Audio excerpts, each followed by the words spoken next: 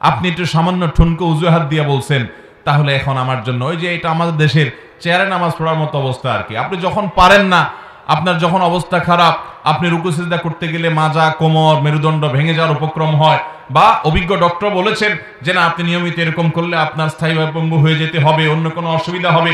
এটা কোনো ডক্টর, অভিজ্ঞ ডক্টর, দিনদার ডক্টর, যিনি নামাজের গুরুত্ব বুঝেন এবং ভালো ডক্টর, দুইটাই যার মধ্যে আছে, এরকম কেউ বলেছে, তখন আপনি চেয়ারে বসে ইশারা ইঙ্গিতে আপনি রুকু সিজদা করলেন, ভিন্ন কথা।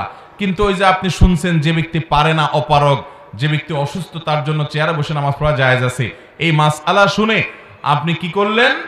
আপনার একটু শরীরটা আজকে একটু ম্যাজ করতেছে, একটু অলস লাগতেছে, একটু ব্যথা ব্যথা করতেছে, আপনি বলতেছেন আমি তো তাহলে অসুস্থ, তাহলে চেয়ারটা টান দিয়ে বসে নামাজ শুরু করে দিল। আছে না নাই এরকম আমাদের মধ্যে? এত পরিমাণ চেয়ার মসজিদে যে এটা কি আকিজ প্লাস্টিকের দোকান না মসজিদ বোঝার উপায় নেই।